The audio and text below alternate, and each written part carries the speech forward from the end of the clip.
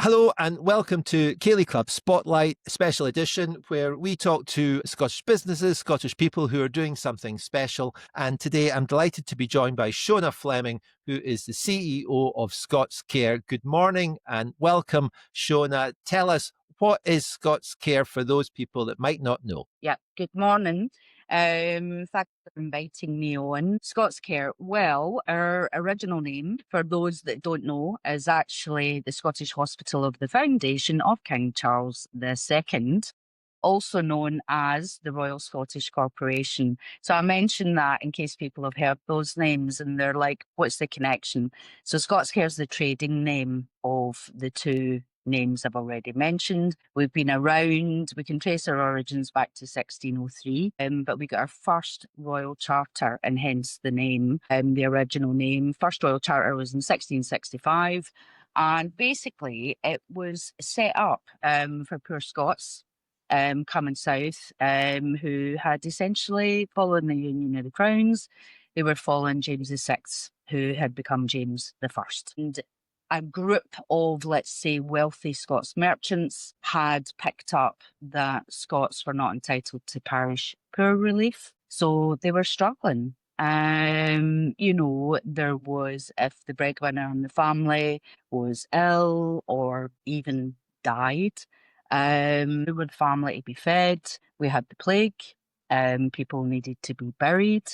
And these wealthy Scots merchants got together in a tavern in Covent Garden and started contributing money. And that's where you get the Scots box.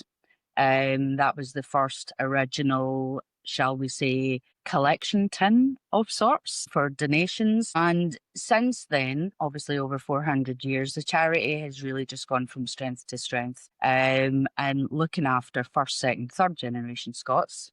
Fast forward to today, and I would say that our work is very frontline. The vast majority of our clients are people with problems. Probably 90% of our clients are in receipt of state benefit. We have third generation, low educational attainment, unemployment, drug and alcohol issues, and mental health problems. So we are a one-stop shop for Scots in London. That's how we like to be known. Some will know that we merged with Borderline a couple of years ago. So I used to run the two charities separately, but they're very much together now. So we've still got a homelessness service as well, because Scots were overrepresented in terms of the homeless population in London. So we are all things to Scots that need us, vulnerable Scots in London that need us. Strategically, what we're trying to do is we're trying to break the cycle of that third generational poverty, unemployment, and with all the services that we've got. So many years ago when I joined, I've been with ScotsCare for 23 years. Many years ago when I joined, we were a grant-giving organisation. That's what we did. We bought washing machines, carpets, beds. We probably did a bit of advice, not to take away from, the folks that worked here before.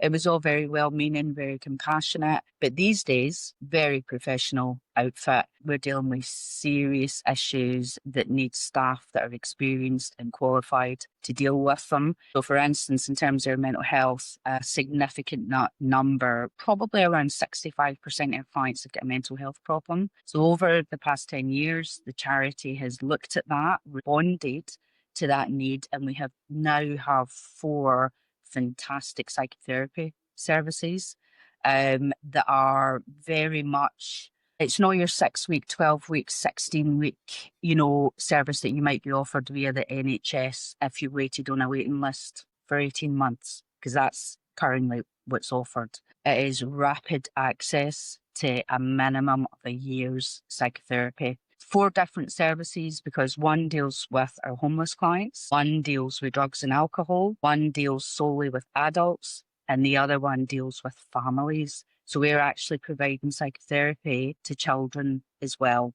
So these are partnerships that we've developed and that we've got really rapid access to these mental health services, because quite frankly, and I know a lot of folks will know this, if your mental health is not right, if you're not healthy, how else can you expect somebody to move on with their life, be successful, be a good parent, function in society, hold down a job. If you don't have that basic foundation, then everything else that we're trying to do, all the other services, they don't work. You're setting people up to fail. So we're very much hand holding with the client all the way, in the hope that we can make a significant impact in their lives, that they go on to function on their own without us, and that their children do. It's like breaking that cycle that's happening right now. Because we only help up to the third generation. And that means that if our work is no impactful, that kid just falls off the edge of a cliff. And then what happens? So that's our objects dictate that we can only help up to the third generation. So we're doing everything we can in this one-stop shop as an advocacy service, helping people that are entitled to benefits, disability benefits, get what they're entitled to. So like my advocacy team will go to tribunals. They will deal with all the complaints processes in the public sector, NHS, local authority. Housing, massive problem, as anybody can imagine. In London, a lot of our clients are living with serious disrepair issues, damp, mold. So that advocacy team, they get in there and basically they're the client's voice. They put forward what the client, it's difficult because a lot of our clients trying to navigate the system is really, really disheartening. Yeah.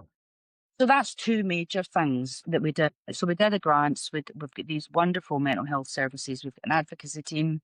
And then on top of all of that, we've got some of the nicer stuff, massive annual calendar of events for children and families, giving them experiences that their parents would otherwise not be able to afford. So like every year we do a Winter Wonderland. I'm sure a lot of people have heard of that. The kids absolutely love it. We don't pay for every single ride that they want to go on, but the entry ticket, something to eat, their transport costs, and some spending money. So we take all that financial anxiety away and we allow the parent to have a lovely Christmas time with kids. During the year, we have trips to the seaside. Again, we provide all the necessary financial aid to enable that to happen. We have a family's holiday every year. I think the last one was at 45 children and their families went on that. And that's like fantastic stuff, like zip wiring, building a raft, and it gives parents an opportunity to do these things under instruction, like from somebody, from the providers that we use. For our older clients, again, seaside trip, whatever, there's tons of it goes on throughout the year. And our clients love it. So like for Winter Wonderland, as an example, we get 400 lights going and it's just magic. They love it. Absolutely love it. So I've got a team here, meet everybody, and big shout out to the Caledonian Club. They shut down a couple of days before Christmas, and then my staff will go in and from one of the sort of entrances to the Caledonian Club, if people know it, our clients all queue up. They get all their tickets, they get all their expenses and all the rest of it. And it gives us that place really close to Hyde Park, where Winter Wonderland is, to meet our clients and get everything sort of dispersed. And then on top of that, we get a fantastic volunteer program. And that works for people that just want to give some of their time to us. Down our raft of things across the organisation, reception, helping out at these events, blether buddies, visiting people in their own home, talking to them on the phone. I think there's about 11 different roles that our volunteers do. And then it's not just people that are retired or have got a bit of time in their hands. We also have some of our clients will come back and give their time and try and help us, just sort of giving something back. And that helps them as well. And just in terms of like how they use their time and, to top all of that off, and for those that can, we provide funding for people to go and training. Whatever that is, it could be a year's course, a diploma, or a vocational training. And then we've got our students, level students who are embarking on their first degree. We don't do second degrees because, we're all about giving that first step up. And yeah, we've had doctors, dentists, lawyers. So yeah, we've probably got about 40 a year come to us for funding, and we support them through 3 years, which is your usual degree, or if it's ministry, dentistry, or medical, that's a 7 year process. So yeah, so we give there's we go from one extreme to the other. I mean, quite frankly, it's cradle to grave in terms of the services that we provide, and I'm going to stop there. Well, thank you very much. I didn't want to interrupt any of that, even though I had lots of questions that I wanted to ask, but I didn't Yep, interrupt any of that because it's such a wonderful display of the vast things that you do, of which yep, I probably knew, even though I know the organization a bit and I've been following you and working with you for a while. I probably knew about 30% of the stuff that you actually do. It's an yep, incredible arrangement of different things. Let's just go back to 17th century for a moment, and this thing that happened with the Union of the Crowns and a lot of the court of James VI, James yep. I of Scotland, England came down from Edinburgh with him because obviously that's where the power was going, and they followed him down. But then a lot of people who were not in the court would also come down as well. You mentioned quite a lot about third generation Scots. Are you still finding this, that London is still the pool that it once was, or not that it once was, but is it still a pool for people, for Scots folk, just coming down on spec? You know, it's really hard. I don't have an answer for you there, Ed, and I'm not surprised that you're asking me, because it's something that we try to figure out. It is really, really hard. So obviously, ScotsCare is very niche in the sense that we're based in London helping Scots. You know, we're not in Scotland helping Scots. And in terms of information that gets collected, you know, like local authorities, public sector, you know, nobody collects the number of Scots. So when you fill in one of these forms, it'll be UK or British white or, you know, all these different types of forms, but nobody collects the number of Scots. Mm. There's a few that do it, but there is nothing. The one area that I can go to, or the one resource that helps me, but it's every 10 years, is the census. I mean, that is the best thing that I can use to track how many are first, second, third generation every 10 years, and to track the differential, the difference, the movement. So basically, when I started, so let's go back 20 years ago, there would have been one. So that would have been about 2001, 2002, something like that, let's say. 2001, probably. And there was 109,000 first generation Scots, Okay. right? Then that number in 2000 and, yeah, I'm forgetting the years in the census, but anyway, 2011, probably. yeah, about 2011, whatever. The next one had gone down to 89,000. And then following that, the most recent one, I think, is 74,000. So the number is going down in terms of people that are completing that census. Who knows how many second or third? No idea. We can only track what comes through our door. So it's tricky. It's hard sort of figure it out. But why is it going down? I don't know. Are things better in Scotland? Well, I don't know. I I'm mean, gonna I think that the rate of child poverty and other things are lower than they are in England, and so there may be elements there, and it might be that with the social security system devolved now, that it might be better targeted than potentially it was in the past. exactly, but it's hard without actually having these people to ask what's the reason why you wouldn't move. Don't get me wrong, we still have we have contact with a lot of agencies in Scotland. So we might get a phone call to say, look, we're moving a family from Glasgow, domestic violence. We're moving them to London. We know that you're there. What can you help us with? So you might have generally it's mostly a mum and kids coming to London, and what we'll do there is we can pick up the case. There'll be social services involved, of course, but we can pick up there and support that family. We can kit out. You might have a family that have fled violence, and the kids have got nothing but what's on their backs, and we will set about fully funding clothes, furniture, whatever is needed financially to settle that family here in London. People are still coming, but for different reasons. It's the same with our homelessness clients. You will still get the young man fleeing violence and wanting to disappear in London, and then eventually, we catch up with them or they find us through a different agency because we're well known amongst all the other agencies in London. But again, it's just trying to support somebody that doesn't want to go home, that can't go home, as a family relationship breakdown, or mostly it'll be fleeing violence of Right. some sort.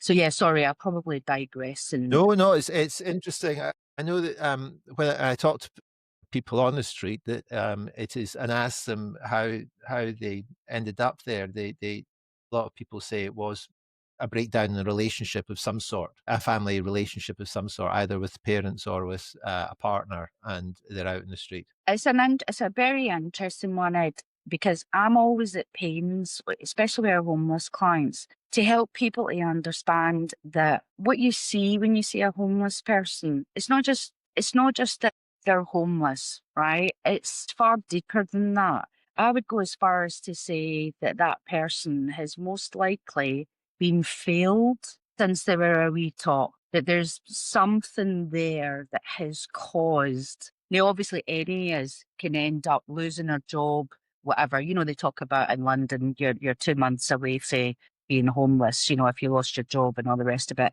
But most of the rough sleepers that I've ever worked with, and I've worked with a lot of them, I know a lot about the subject, that has been a wee tot that's possibly been failed at some point, parental deprivation, living with a parent that's got issues, health issues, drug and alcohol issues, that child's growing up in that environment, possibly being institutionalised and, looked after child with a local authority, being in a children's home. So really, homelessness is the last step. Mm. As somebody that's been failed, I would say 99% of the time, somebody that's been failed throughout their life. Mm. So people don't choose to sleep with. No. And it could be that the failures that they've experienced from those that should be looking after them from a young age and throughout their adolescence and all the rest of it, that kid's not going to walk away unscathed. After that, there will be a possible mental health problem because of their circumstances when they were being brought up. There might already be an alcohol or a drug problem to self-medicate the pain of their life circumstances. And then you see them appearing in the homelessness arena. So when we're working with people that have a history of homelessness, there is a lot to unpack there. They need a lot of support. They need a lot of love, actually. And maybe for the first time in their life, somebody that they can rely on that's not going to pull the rug. So I always say to my trustees, my board, our subcommittees, when we're developing a new service, look, we're in this for the long haul. You're making a decision here because the people we're going to work with are incredibly damaged, incredibly complex to work with. And the last thing I ever want to do, and I'm just sort of going to nod to the psychotherapy services, is to say to somebody today, oh yeah, we can get you a year's psychotherapy. And it's people that are, our partnerships are people that are used to working with complex trauma anyway. I would never offer any of our clients a service and then say, oh, sorry, we've not got enough money. These services are very well thought at, costed years ahead because we want the greatest impact for folk. And we want our clients to be, they've been abandoned, rejected, let down. It's what they expect. So that is not going to be ScotsCare. ScotsCare is just going to be there, that solid intervention. And again, the reason why we've got all these services is pretty much to put our arms around somebody and say, do you know what? We can help you with pretty much 9 things out of 10. And if we can't do that 10th thing, we're going to find somebody that can. It's holistic. So you're dealing with some of the most vulnerable people in our society, and it's fantastic that you do that. Obviously, that involves a lot of volunteers, a lot of help, and it involves a lot of money as well. So tell us, how can people get involved to help you out in one way or another. Yeah.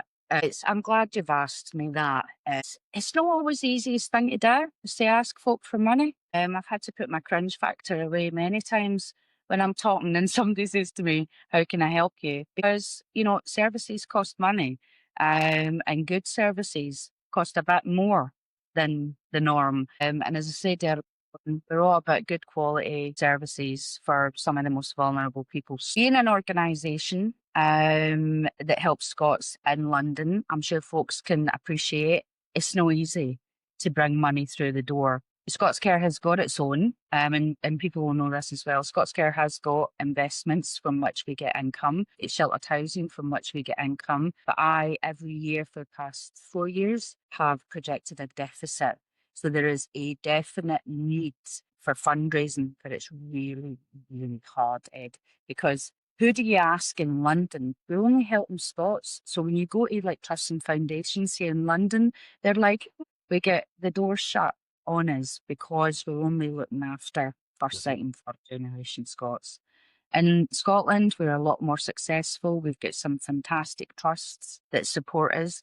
But again, folks might know that when you get a trust donation, you might get a grant of £5,000 and you're like, yeah, oh, it's wonderful. You celebrate it and all the rest of it. But it's for 1 year. Our clients need solid, steady services year on year. So then you're scrambling about the following year, trying to, shore up that £5,000 that you got this year and you're not going to get next year. So my advice to anybody that really, really wants to support us is join the Saltire Donor Club. Basically, it's your usual, like any other charity, it's a monthly giving scheme. And I would ask, see if I had £1 from every single Scot in London that could afford it, know the people that we're helping, my God, that would be a lot of money. So as a first off, I would say, could you think about giving us a fiver a month? It's no a lot. 1.25 coffees. Yeah. I think I pay £4 for my coffee in the morning, actually. So it's if we've got all these fivers coming in constantly, in a year, I'd maybe have 2 or 3 people that say, do you know what? I can't afford that fiver anymore. I'm going to stop it. So I lose what, 15 quid? Whereas we're being dependent on grants and trusts and foundations is £5,000. For us to grow and keep providing top-notch services for vulnerable Scots in London, we need a stable fundraising income. And the best way to do that is just give us a fiver a month. We would be so grateful to get the word out to ask people to do that. Okay, and that's called the Saltire card, is it? It's the Saltire Donor Club. Saltire Donor Club. You'll get it on our. It should be very easy to sign up. And if you've got any problems, just come to me. I'll sort it. So that's great. So we're going to put a link on that as part of the copy that goes alongside this this Spotlight special to the Saltire Donor Club, and a fiver a month from lots of different people would certainly make a big difference to your ability to plan ahead with your resources that you need to have in order to be able to deliver the services that you can give the most vulnerable people in our society. It strikes me that with anything in life, early intervention is the best. Early intervention in medical situations often saves a lot of time further down the line before situations become more complex. You're dealing with the full spectrum, though, aren't you? You're trying to get in at the earliest possible time, but you're also there when other things have failed in people's lives, and you're picking them up there as well. But one of the great things I thought, which I've learned today that I didn't know beforehand, is that you're helping people move on to break that cycle entirely and move them on to college or university as well. And that is such a tremendous thing, this spectrum of different activities that you have. So that £5 that anyone can give, 1.25 coffees or thereabouts, would really make a big difference to you. And they can do that. And let's just give a shout out to the website. What's the website? www.scotscare.com. ScotsCare.com. There we go. Brilliant. Shona, you've got a busy time coming up now. We're recording this in the middle of November or so. You'll be working on your Christmas preparations, which I'm sure are well advanced for everybody. But that must be a very special and very rewarding time of year for you. It is. It is. I mean, obviously the weather changes, and so it can be an anxiety provoking time as well. I don't know if folk know, just in terms of like our homelessness, there's a service every year at St. Martin in the Fields, and everybody takes a card for somebody that's died in the year, and that'll be because they're sleeping out, sleeping rough. It'll be a combination of things I've already mentioned: drugs, alcohol, mental health. People think putting a roof over somebody's head is the be all and end all. It's no, it's all the services. As I said earlier on, they need somebody to put their arms around them and look after lots of different things. So it's a happy time of year. We do a lot of events like the Winter Wonderland. I even have my trustees all together for a dinner. Our older folks, they'll have their Christmas party. They're actually having that in London Scottish House, Oh, which nice. no, so again, a wee shout out to them. We've got St Andrews Book Festival coming up, the Scots in London, St Andrews Book Festival, and a lot of our clients will benefit from some complimentary tickets to go and see children's authors, all the rest of it. So yeah, there's lots of happy things, but there's also that brutal reality of knowing that people are struggling at a time where everybody else is getting excited and happy and coming together with family, having lovely food, exchanging gifts. It's bittersweet. Yeah. Let me yeah. Okay, great stuff. So just once more, that Saltire Donor Club. You can sign up there for any amount, or is it a fiver, or? Oh my goodness, any amount. I've just been very humble. Your Okay. fiver the world to me, but if it was more, absolutely. 2 coffees, not just one. Right, brilliant. Shona, thank you very much indeed for your time this morning. Good luck with all of that. We will publicise the hell out of this, and let's hopefully we can raise some cash. Fantastic. Thank you so much. Thanks, Shona. Cheers. Bye now. Bye.